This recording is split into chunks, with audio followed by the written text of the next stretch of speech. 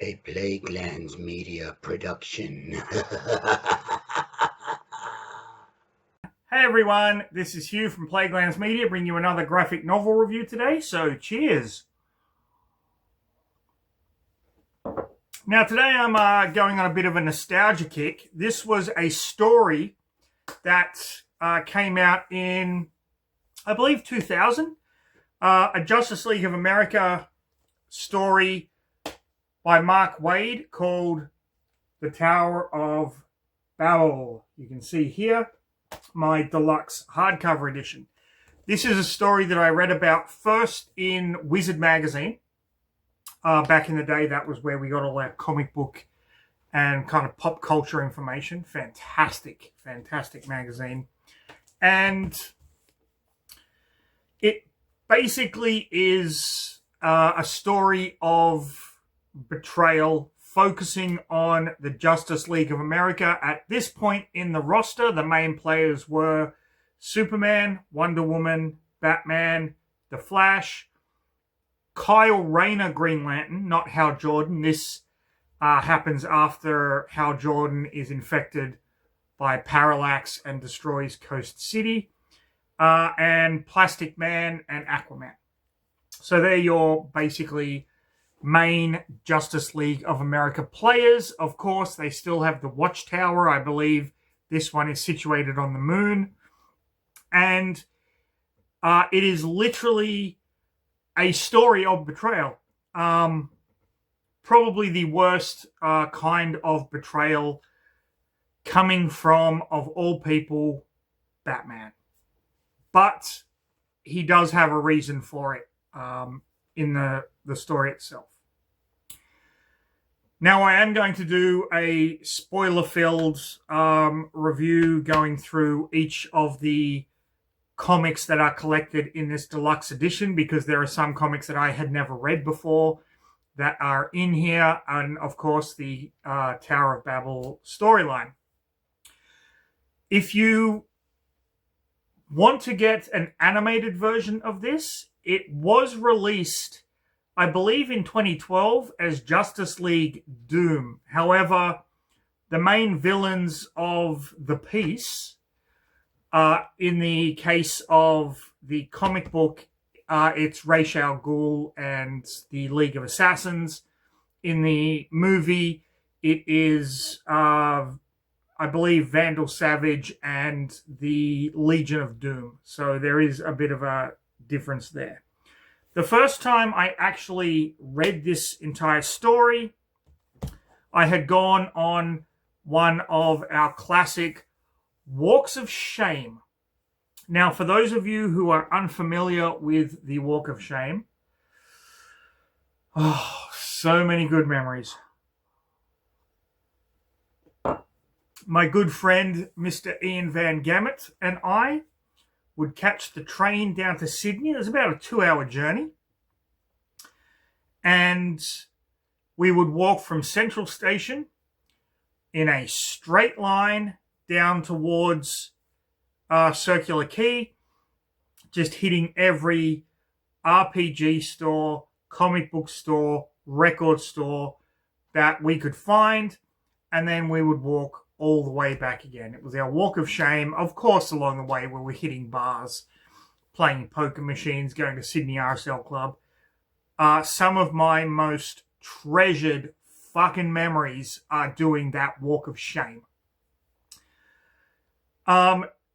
Nicknamed, I believe, thanks to a bouncer at the bar known as the Three Monkeys, where we wanted to get in. It was early evening, and we wanted to go in. We wanted to have some drinks. And the bouncer at the bar asked us what was in our bags. And when we told him, he just laughed in our faces and said, "Yeah, you're not getting laid tonight." One of my fondest fucking memories. I can remember after doing the Walk of Shame, playing Magic the Gathering in the Sydney RSL Club with Ian. Sorry to call you out there, brother. But this day, the day I got the older version of this book, which had this cover. That was the cover for the old paperback version of this book. I remember we were joined on the Walk of Shame by our good friend, our good Plaguelands media buddy, Vaughn. And I distinctly remember pulling this out, taking the plastic off, and reading it on the train, going back from Sydney back up to the Blue Mountains. So, getting it again, reading it again, so many freaking fond memories. It is a fantastic story. One of the best Justice League of America stories I've read in a long, long time. Although I guarantee you this year that is going to change because my back catalogue of nerd shit is through the roof. Just looking down here, I have the X-Men Blue and Gold Omnibus. I have the Tomb of Dracula Omnibus Volume 1. And I have the complete run of the 80s Transformers comics in Compendium Edition. So I'm in nerd heaven right now. This year is going to be a nerd year. I am going to nerd all of you bastards up that are watching this channel. But we are going to get started. So if you don't want to know what happens in the story, go and watch another Plaguelands Media video. They're all good. I am going to bring to you the deluxe edition of JLA, The Tower of Babel. Stick around. Read a fucking book. Read a fucking book. Read a fucking book. People. So let's get started with the deluxe edition of the Tower of Babel storyline. Let me just get the camera better in place. Fantastic art there. So we start with we get the introduction, of course, by Mark Waid. And then we start with some kind of extra comics. We have JLA 18. This has Julian September creating a probability bomb, basically. He's never been lucky. Some robbers realize that the raft they're in is in fact Plastic Man, but they get captured instead by Aquaman. Now, this is the grittier, edgier version of Aquaman we got in the 2000s. Bruce Wayne is stuck in a lift with a bunch of people. There's a mad bomber who Bruce Wayne had actually fired from the company. He's going to blow them up. Instead, Huntress comes along and saves the day and then mysteriously vanishes. This is something that we are going to see with a lot of heroes in this issue and subsequent issues. Wonder Woman and Superman. Now, this is the kind of electric Superman. He was kind of split at one point into blue and red. It's actually a storyline I have never read, but one that I am looking to get my hands on because at that time we had a whole slew of these fantastic Superman stories like the death and return of Superman, the death of Clark Kent, but the blue-red Superman, where he got his new powers, like electricity-based powers, at the time wasn't something I was particularly interested in. I was still into X-Men. I was looking at Image comics like Spawn and Savage Dragon and Wildcats and things along those lines. But it is really something that I will definitely try to go back and find. But that's why Superman kind of looks weird here. Now, 7 planes all have the same flight path, and Superman, Wonder Woman, and Steel are trying to divert the planes. Steel, of course, being one of the characters, one of the 4 Supermen that came about in the after the death of Superman. There was Superboy, Cyborg Superman, Eradicator, and Steel. Steel, I believe his name is John Henry, and he wears a suit of armor and uses a hammer. And they managed to divert the planes out of the way, and we discover that this is synchronicity, in as much as everything is happening in groups of 7, and this is all because of Julian September's probability device that he used. Now, here we have the Flash and Green Lantern. I believe this is Kyle Rayner, Green Lantern, who took over from Hal Jordan. A fantastic character, and he ultimately ends up becoming the first White Lantern, which is really cool in the Blackest Night, Brightest Day compendiums, which I do have, and I will get around to reading and reviewing in the future. Just going to have a sip of beer. Delicious. Now, the president is being attacked by 7 villains. They are not working together. They have all come together at the same time to kidnap or assassinate the president. So they call for backup. Of course, backup comes. We have Superman. We have Big Barda here. Big Barda is a character that I actually know very little about. I know she grew up on Apocalypse, which is the planet that Darkseid comes from. And I know she is married to Mr. Miracle. Again, a character that I love the concept of, but I know very little about. Now, before I keep going, you are going to hear about Big Barda and Orion. Orion is actually the son of Darkseid. Now, in the New Gods comic, from what I understand, and it has been a long, long time, the Darkseid sent his son to live on the good planet, and the good gods sent, the head of the good gods sent their son to live on Apocalypse, kind of like a peace treaty almost. So Orion was raised by the good guys, although he is the son of Darkseid, and Mr. Miracle was raised by Darkseid, even though he is the son of the good guys. Mr. Miracle's ability is he can escape from anything.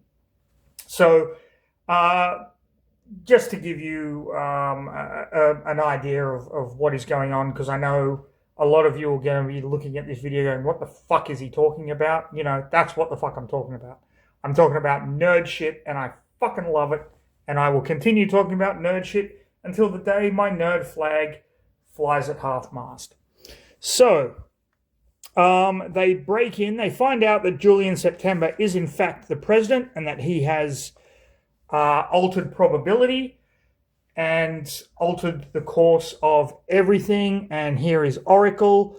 Oracle being Barbara Gordon, who became Oracle after she was shot by the Joker in the Alan Moore classic story, The Killing Joke, which I will get around to reading and reviewing on the channel, my little Playglandian nerd buddies.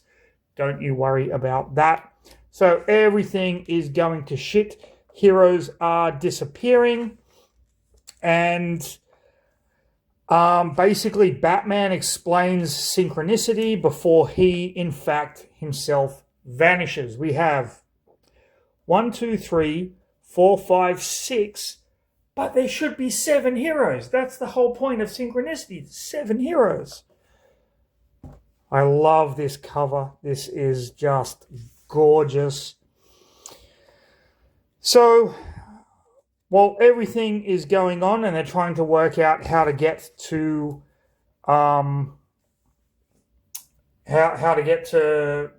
Julian September, we discover that there is another hero. Now, it's not Oracle. Martian Manhunter thinks Oracle is doing this all for personal gain. She's not. She's kind of working behind the scenes. And we find out that that hero is, in fact, Atom. Atom, Ray Palmer, I believe, is this Atom. He was the same Atom that is in the CW Arrowverse. And he is the only one that can shrink the heroes down so that they can get into the device and stop it, which they ultimately do, bringing back all the lost heroes. You can see there's Batman, Aquaman, Orion, Huntress, Cyborg, Big Barda, and we have Zoriel here. Again, another character that I know very little about, but I'm led to believe that Zoriel is some form of angel.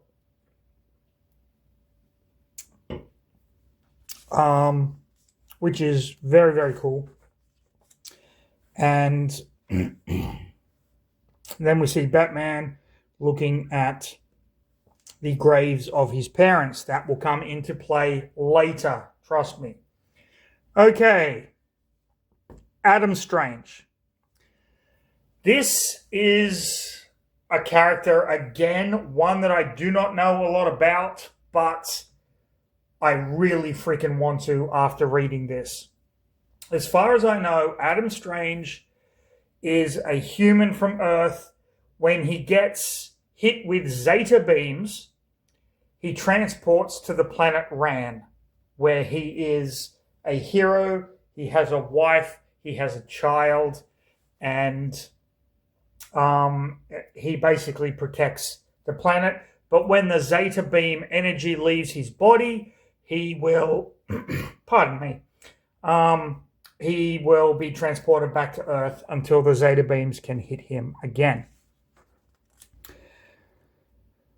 Okay. Justice League issue 20. We have Orion there. The heroes, they're in the watchtower and they get transported via zeta beams to Ran by Adam Strange. Superman, Wonder Woman, Martian Manhunter, Green Lantern, The Flash, Steel, Orion, and Big Barda. They are kind of pissed off. They don't realize what's happening. Adam Strange seems to have gone batshit crazy and has them under his thrall, and he wants them to help rebuild Ran, which they are put into slavery. And here is Adam Strange with his daughter. Now, they don't know why Adam Strange has gone crazy, but there are these aliens that are on the planet that are kind of forcing him to do this. It all comes down to the fact that Adam Strange has been put in a dilemma, and summoning the Justice League of America is the only way he knows how to kind of get out of it. The mother box is taken off of Orion, who starts to go crazy until Wonder Woman puts him in his place. And then they decide to kind of formulate an escape plan. But we find out that Martian Manhunter is working with Adam Strange, and that Adam Strange is doing this to get his wife back from the aliens. This cover is these 2000 JLA covers are just phenomenal. So you see them all rebuilding the city of Ran, and Adam Strange is there kind of overseeing everything, but Steel has been monitoring this stuff. Now, Steel is a really interesting character. Let's forget the movie for a moment, although, you know what, it's a guilty pleasure of mine. I don't really care how bad it was. It's just a fun watch. And he's been assessing kind of what is going on, and he plans a breakout, which is successful. However, Adam Strange is not happy about this. The reason being, they have fucked up his plan. He is not crazy. It's a concerted effort to get back not only his wife, but his father-in-law as well. They went and were captured, and there's a whole backstory there that I'm not kind of going to get into. So they have to formulate a new plan, and the alien invasion is coming. And the only way to do this is because Adam Strange is full of these zeta beams, he can channel that to remove this alien invasion from this part of the galaxy and transport them somewhere else. But Superman has to be faster than the zeta beam in order to break into the ship and get back Adam Strange's wife, I believe her name is Alana, and his father-in-law. And to do that, Adam Strange helps the Flash imbue Superman with the Speed Force. So Superman basically flies up there racing the Zeta beam that's going to transport the aliens. He gets in there, he gets them out, the alien ship is transported, and Superman returns to Rann with Adam Strange's wife and father-in-law. But in doing so, that means the Zeta beam energy has left Adam Strange and he is going to be returned to Earth. So he has a very brief reunion with his wife. His wife has their daughter. A little bit of backstory here. Adam Strange believed his wife had died in childbirth, but in actual fact, she was barely alive, and his father-in-law took her body across the galaxy in order to find a way to resuscitate her. And the aliens that were invading Rann, they're the ones that resuscitated her, but in doing so got the information about the planet and blah, blah, blah, blah, blah. So that's why he was raising their daughter on his own. Just a side note, not really all that important to the story. And then they are returned back to the Watchtower, and we believe Adam Strange is returned to Earth. He is not. He's basically on the moon, and Martian Manhunter is consoling him. Very reminiscent of Alan Moore's Watchmen, where we see Dr. Manhattan sitting there in that fantastically drawn page by Dave Gibbons. And oh my lord, I am just nerding out. So I'll just keep going. Now, JLA 32. This is set during the No Man's Land story arc in the Batman comics, where there is a massive earthquake and Gotham City is effectively cut off from the rest of America, and it's considered a no man's land. The villains start to take over all the different regions, and Batman is missing, primarily because Bruce Wayne is trying to petition the American government to help Gotham City. No Man's Land is one of the greatest Batman stories of all time. I believe I've reviewed maybe a third of Volume 1 of the Omnibus. I really have to get back to that, and I'm sorry, Plaguelandians, if you've been waiting for it, but you've seen how much nerd shit is on this channel. I get sidetracked so quickly. So Superman is just flying over the Earth, monitoring everything, while Huntress is taking out bad guys. Now, the JLA is trying to help Gotham City, even though it is a no man's land. So you have Orion here and Kyle Rayner, Green Lantern, Martian Manhunter, and they discover that some of these bad guys are kind of infected with these nanobots that are turning them into computers. The courts aren't doing anything. It's even affecting the wildlife. All this time, Huntress is basically questioning why she has been accepted into the JLA. So this is all about her trying to work out why she's part of the JLA. And you can see the Flash kind of gets all messed up here. And Superman gets hit with some radiation and whatnot. But Huntress is the one that comes in and saves the day. This is a very personal story when it comes to Huntress. Huntress is a fantastic character. She's gone through a lot of iterations here and there, but all in all, it was a pretty fun read. I enjoyed that one.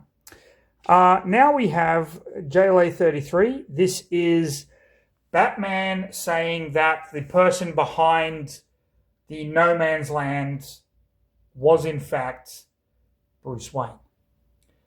Only one person on the Justice League of America knows who Batman's identity is, and that's Superman.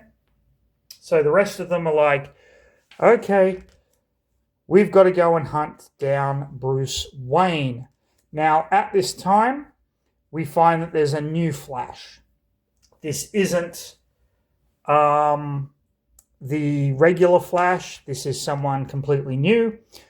Bruce Wayne is at a casino where Barda, I believe, realizes at this point that her dress is in fact Plastic Man. She gets pissed off, and they have to go and they have to take out Bruce Wayne. They go, they confront him. All the while, the Flash, Wonder Woman, and Superman are kind of doing their thing. And they find out that the person who is pretending to be Bruce Wayne is in fact a white Martian. Okay, let me describe what a white Martian is. Martian Manhunter is a green Martian. He's the only one left at this point. There are, stories come that bring back some of the green Martians. The white Martians overtook Mars and basically wiped out the green Martians. The white Martians are psychopaths. I believe the first arc of this run of JLA had the white Martians coming to Earth.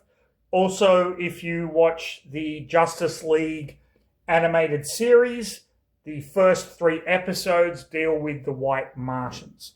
So this person who is impersonating Bruce Wayne is in fact a white Martian, and they have to absolutely kick his ass, which they ultimately do, and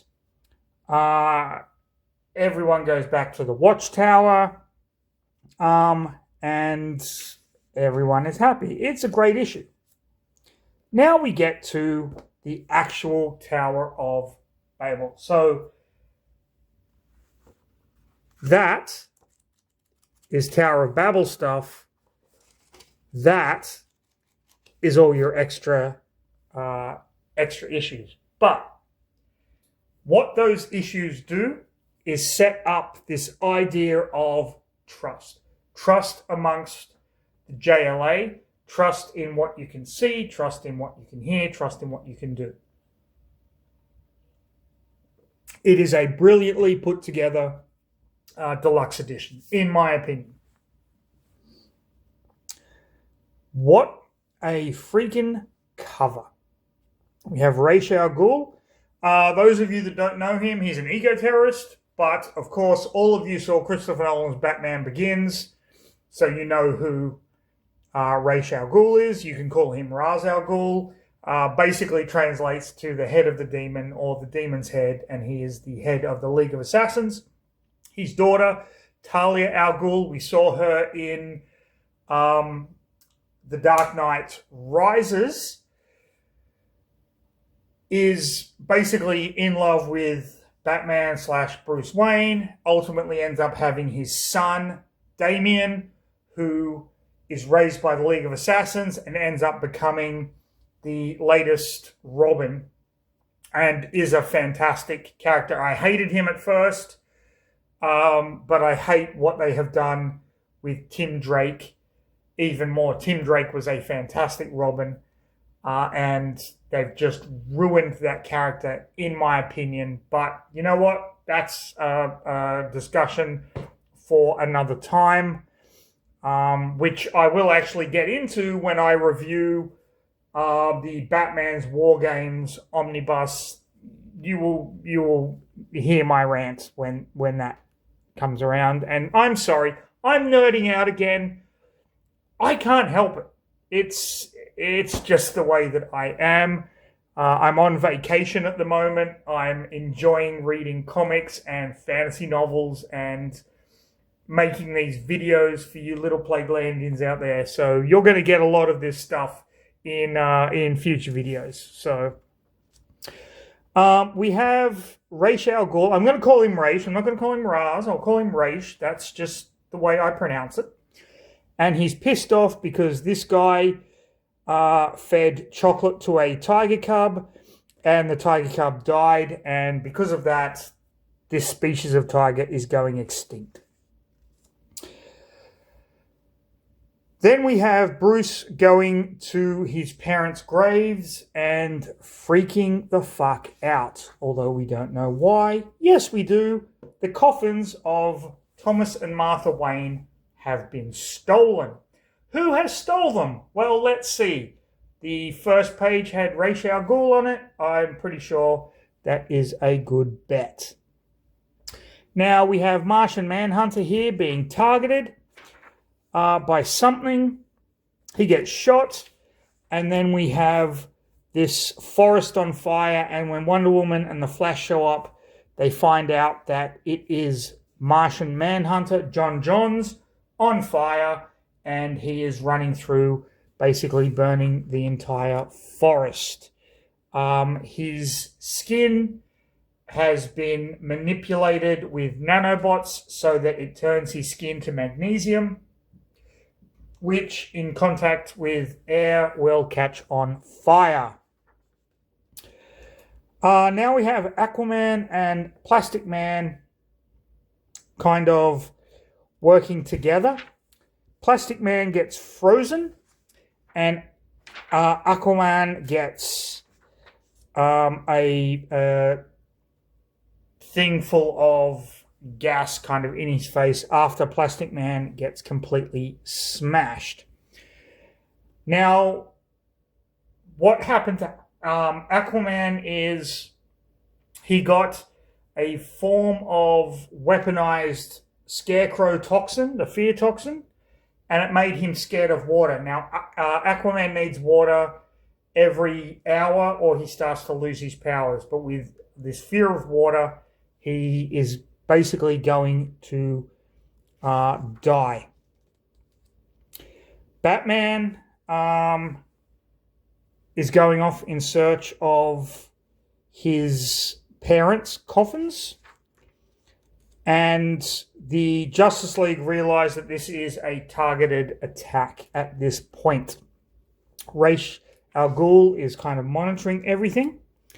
And the plan, the first part of this plan is Ra's al Ghul has constructed this tower, the Tower of Babel, and it sends out this worldwide signal that attacks the language receptors of the mind so that people now cannot read. All of the words just look absolute gibberish to everybody. And it's affecting traffic and hospitals, ambulances, the fire trucks, the whole kind of Megillah. They go to get Green Lantern, Kyle Rayner, and they discover that he has actually gone blind. Now, this is important. Kyle Rayner as a Green Lantern is an artist. Like, his passion is art. And if he cannot see the creations that he's making with the Green Lantern ring, they don't work properly. His whole thing as an artist, he creates stuff from his imagination. That's what every Green Lantern does. The Green Lantern ring allows you to make whatever construct from will, but he has to actually see it being created as he would see himself kind of drawing or painting. So him being blind means he's all but useless. Great, great cover art there. And so Raish is reveling in his victory when Batman busts into his hideout in the Himalayas, and he sees that he has the coffins of his parents over a lava pit. At this point, the Justice League has realized they've kind of been targeted. They are trying to solve the mystery, but at the same time, the world is just going to hell in a handbasket. Oracle can't help. She can't make heads or tails of kind of what is going on, but they do their best. And now we see Wonder Woman is in a fight with someone who is as strong and as fast as her, and the combat keeps going on. However, the combat, it's all in her head. She's been infected with this kind of nano thing, and she is imagining this, and the hope is that she will fight herself to death. That eventually she's going to have a coronary and die. The Flash gets shot with a bullet that gives him, think of it as Speed Force epilepsy. He's just having constant seizures. Just going on and on and on. And finally, we see Talia al Ghul here. And Batman realizes he's stuck between a rock and a hard place. They've got these suits that are trying to alleviate everything. But Ra's al Ghul reveals the one person he has to take out, of course, is Superman. And he uses synthetic kryptonite. And this synthetic kryptonite basically makes his skin super absorbent so that all the power of the sun, because Superman gets his powers from the yellow sun of Earth, and it's just become super absorbent, and he's just drawing in too much energy. And it's soaking right into his body, right into his organs. Batman realizes that it was his fault. Now, this is important. This is the betrayal part of it.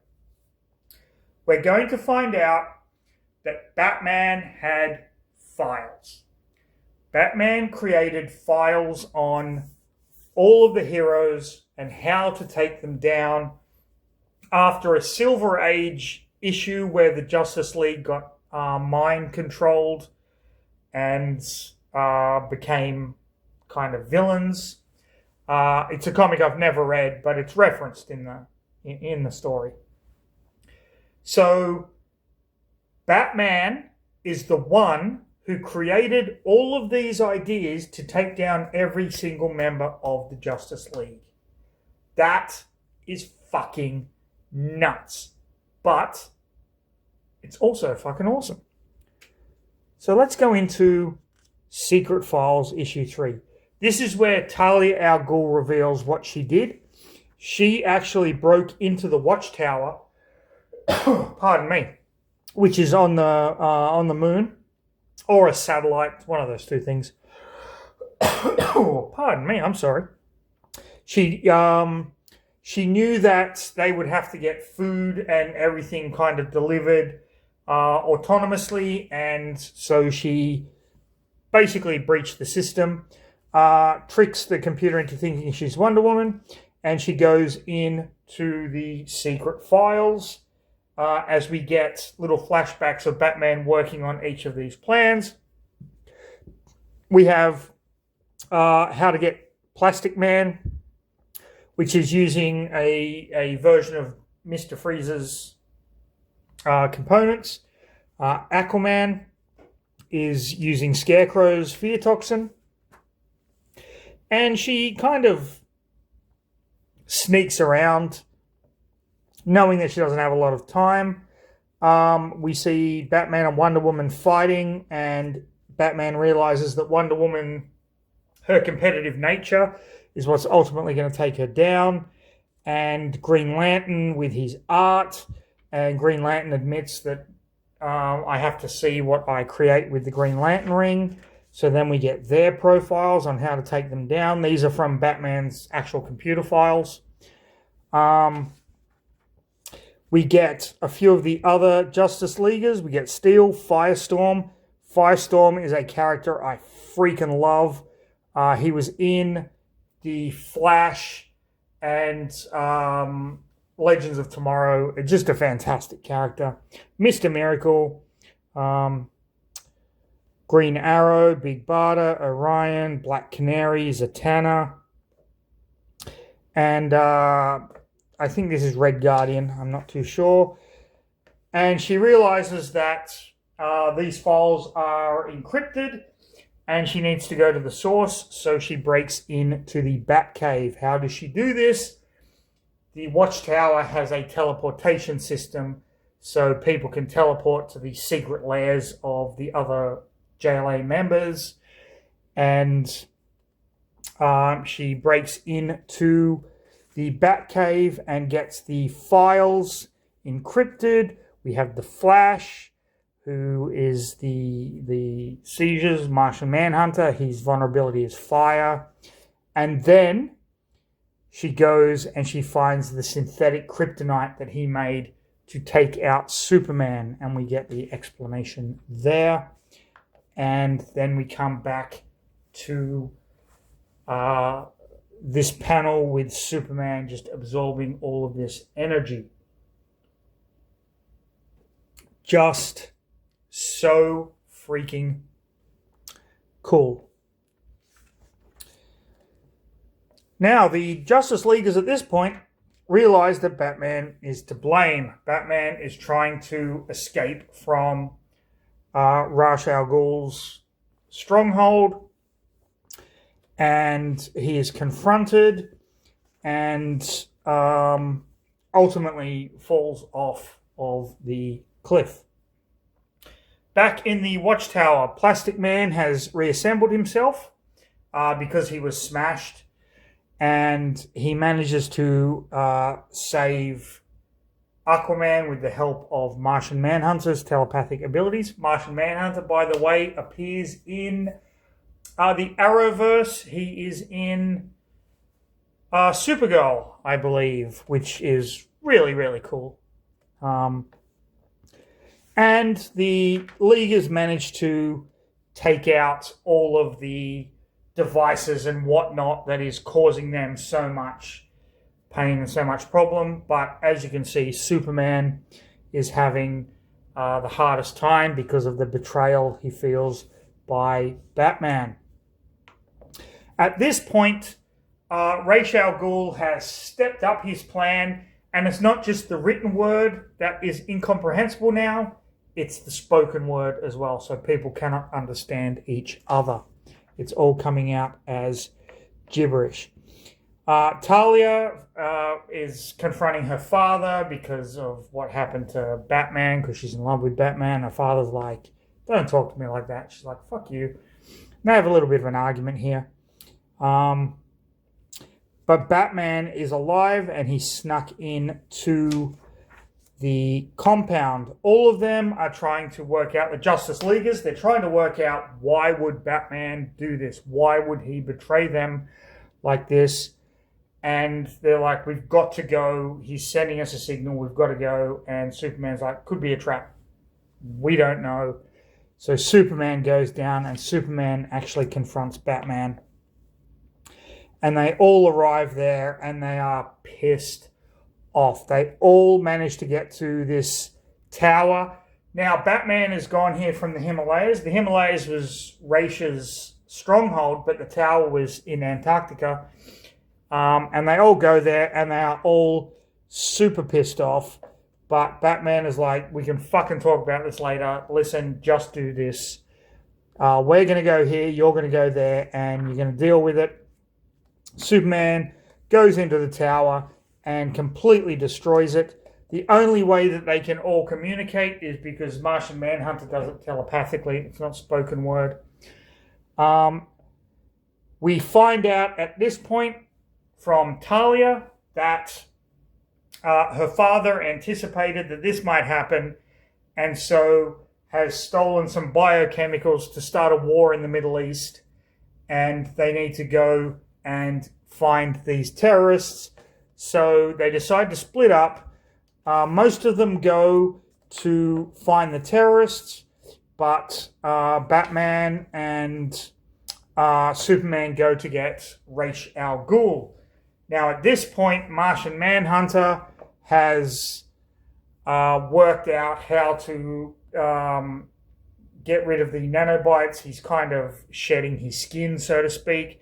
But in doing so, the telepathic barrier that is protecting Aquaman lowers, and Aquaman thinks he's going to be engulfed in water.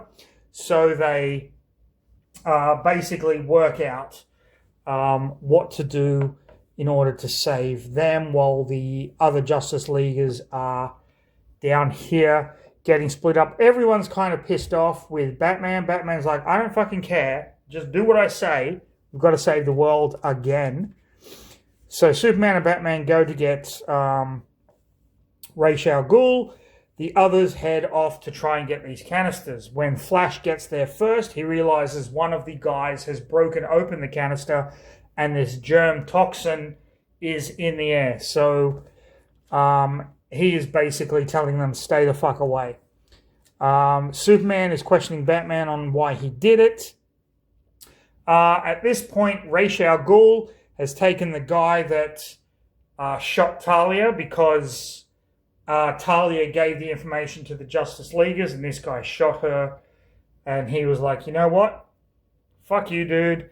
I've got some rare tigers and they need to be fed. So we're going to throw you to the tigers. Superman busts in, rescues the guy, saves the tigers, does all that stuff, while the Green Lantern is putting a protective shield around the Flash and the deadly germ chemicals. While they're off, Plastic Man and Wonder Woman are off to try and find the third guy. They beat a bunch of dudes up on the roof, but that guy has a canister and he is going to open it. A bunch of people are thrown off a building. They are rescued, of course. And this is where Batman reveals to Superman that his parents' coffins are over the lava pit. That is why he has been secretive and kind of incommunicado. Ra's al Ghul has placed the synthetic kryptonite between the coffins, so Superman literally cannot go up there and save them, and Ra's al Ghul goes to escape. He lowers the coffins, or drops them, I should say, into the lava. Superman can't help, but he is saved at the last minute by Aquaman, while Martian Manhunter rescues the coffins. Ra's, however, gets away. The Doctor, who worked on the device to stop people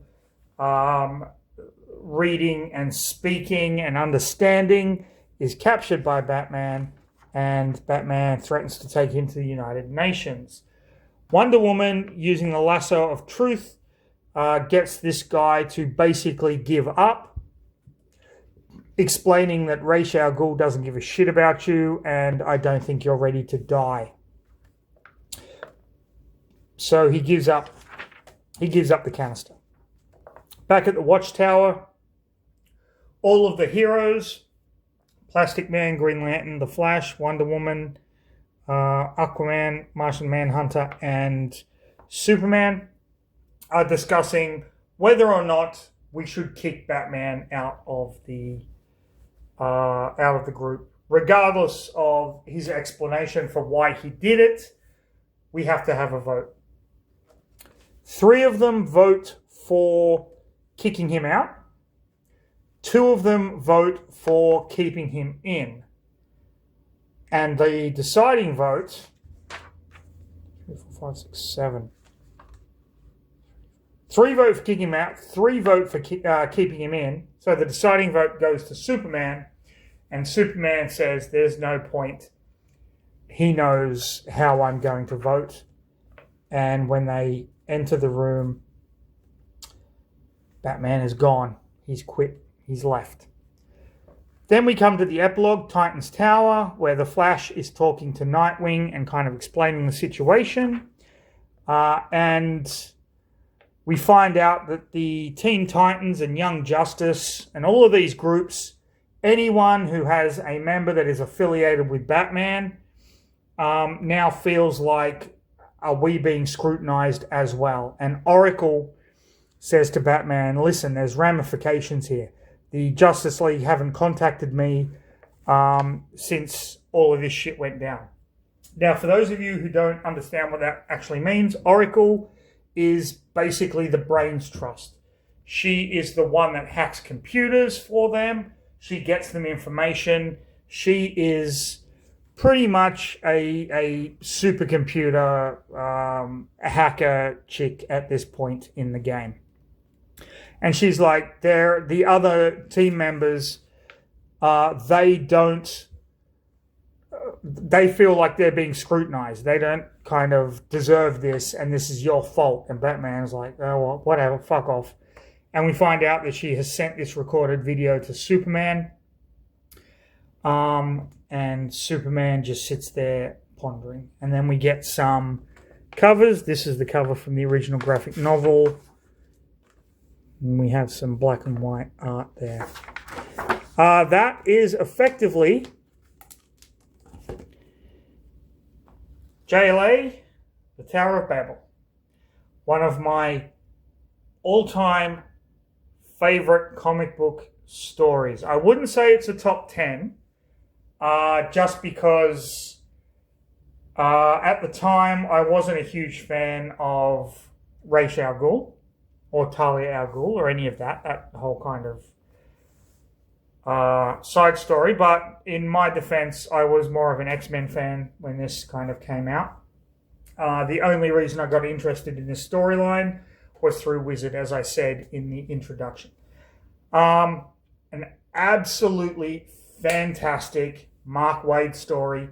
The art is superb. It's crisp and clean and so action-packed. There is absolutely nothing to hate about this. Yes, there are some stupid moments. Yes, there are some characters that are, I would consider B or C listers, like Orion and Big Barda.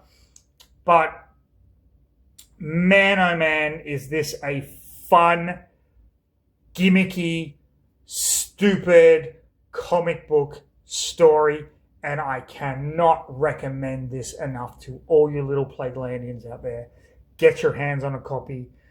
You will not regret it. Even if it's the paperback edition. The paperback edition only has, I think, the 4 issues in the Secret Files. It doesn't have like the prequel issues in it. I actually do have the Grant Morrison JLA Omnibus run. I think Grant Morrison kind of started this. This might be in it. I haven't actually checked that in a long, long time. But this was just fun. Just pure, unadulterated superhero fun. So, with that said, if you enjoyed the video, have a drink. Like, subscribe, leave a comment. Do all of that good stuff. But most importantly, stay safe. Have a fantastic rest of your day. Let your nerd flags fly and read a fucking book, people.